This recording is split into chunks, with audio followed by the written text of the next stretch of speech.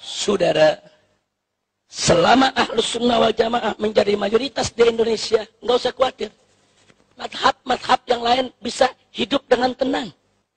Jangankan madhab yang lain, orang kafir pun hidup tenang, saudara.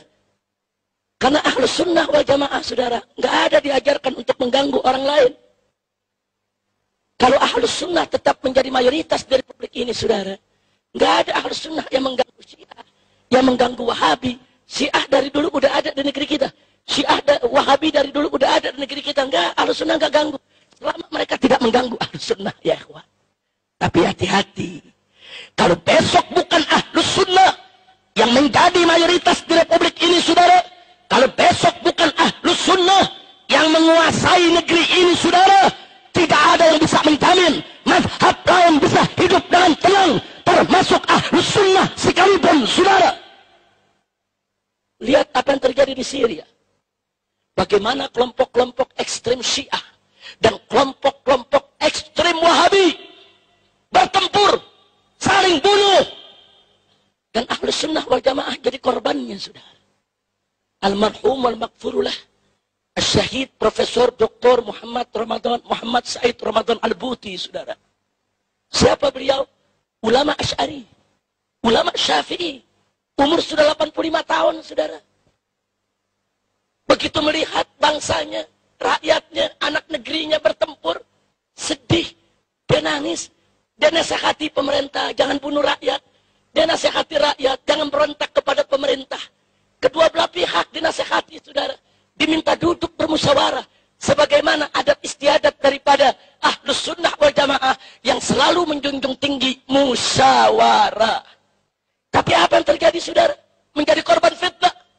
Yang kelompok Syiah menuduh dia anti Syiah. Yang kelompok Wahabi menuduh dia bela Syiah, saudara. Akhirnya dibom majelisnya, dibunuh. Saat sedang mengajar tafsir Al-Quran. Biadab. Coba lihat, saudara. Makanya tadi saya katakan, kalau besok bukan Ahlus Sunnah lagi yang jadi mayoritas di negeri ini, siapa yang jamin? Siapa yang jamin Anda tidak ditindas, saudara? Sekarang aja belum berkuasa udah berani mengkafir-kafirkan kita. Sekarang belum berkuasa udah berani bicara di TV di atas mimbar. Kita disesat-sesatkan, dikafir-kafirkan. Belum berkuasa saja sudah seenaknya menghina-hina kita. Apalagi berkuasa, saudara. Nah, saya bicara begini, bukan saya memprovokasi Anda untuk memerangi Syiah atau memerangi Wahabi, bukan.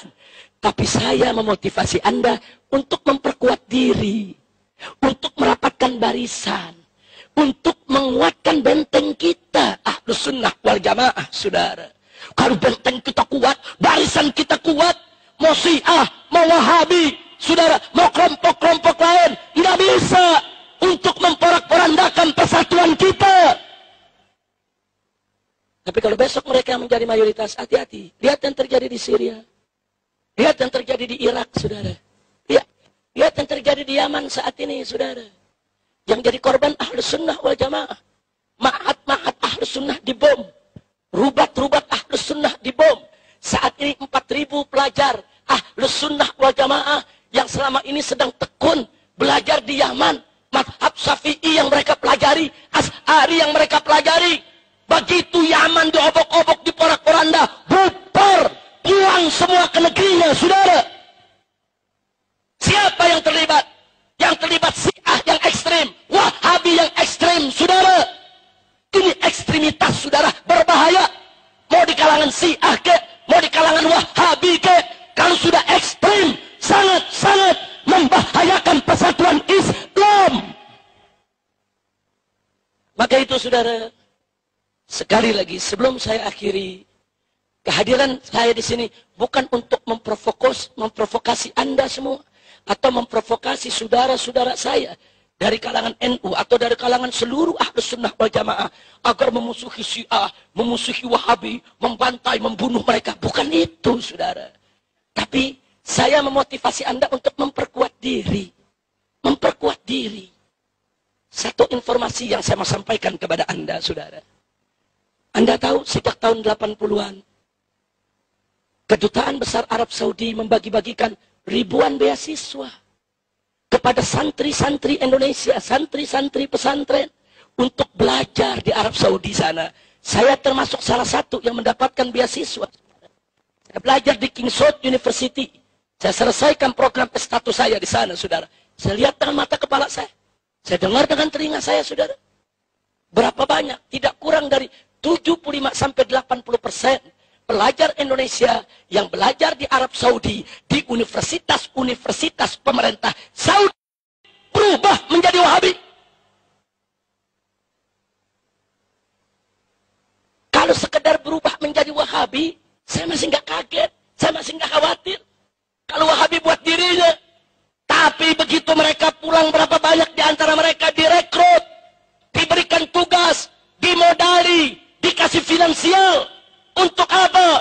Untuk mewahabikan Indonesia. Ya, mereka pulang. Mereka diberikan finansial.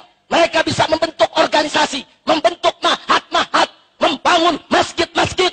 Uang mereka banyak, ekonomi mereka kuat, pendanaan mereka luar biasa.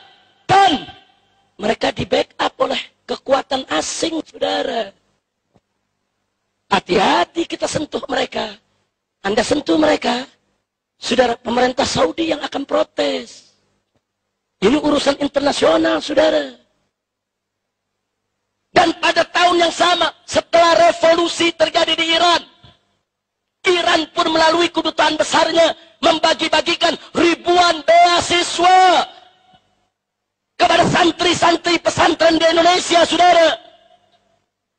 Ya, kita bersyukur, kita berterima kasih kepada Saudi, kepada Iran yang telah memberikan kesempatan kepada santri kita untuk belajar di jenjang pendidikan yang lebih tinggi. Tapi kita prihatin, manakala yang di Saudi diwahabikan, yang di Iran disiahkan. 99% pelajar Indonesia yang belajar di Iran jadi Syiah, saudara. Baik, kalau Syiah buat diri mereka, saya nggak kaget. Itu hak pribadi mereka, saudara. Tapi begitu mereka pulang, mereka mendapat misi untuk mensiahkan Indonesia. Mereka dibiayai, mereka dimodali, mereka mendapatkan pendanaan. Masya Allah. Singkat cerita, ini sudah berlangsung dari awal 80-an. Sekarang kita sudah 2015. Anak-anak kita yang belajar di sana udah banyak pulang, pada jadi doktor, saudara.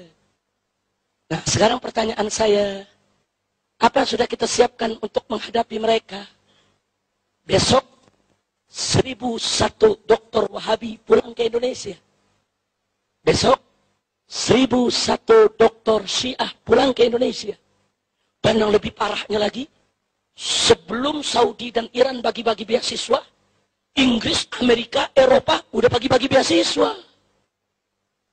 Anak-anak kiai dibujuk-bujuk untuk belajar ke Amerika, belajar ke Harvard University, belajar ke Boston, belajar ke Cambridge, belajar ke Sorbonne, saudara. Didoktrin dengan paham-paham liberal, dengan pluralisme, sekularisme, materialisme, saudara.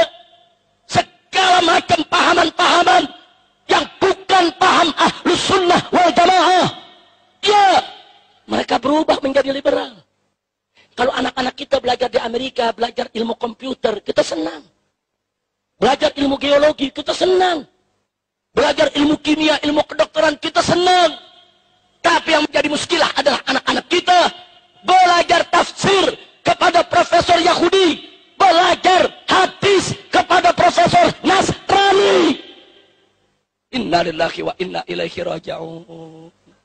Saudara, sekali lagi saya ulangi.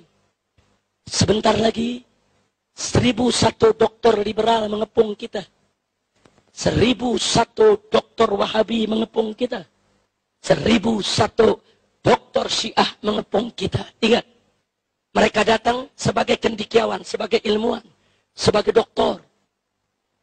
Dan mereka begitu masuk ke Indonesia, mereka masuk ke legislatif, yudikatif, eksekutif. Mereka menjadi penasehat-penasehat menteri, penasehat-penasehat jenderal. Jadi jangan kaget. Kalau kurikulum Wahabi udah masuk ke sekolah-sekolah kita, saudara. Masuk kurikulum-kurikulum Wahabi ke pesantren-pesantren, saudara. tanpa disadari. Nah, saudara, mereka masuk ke partai, besok ada yang jadi menteri, ada yang jadi pejabat, pengambil kebijakan,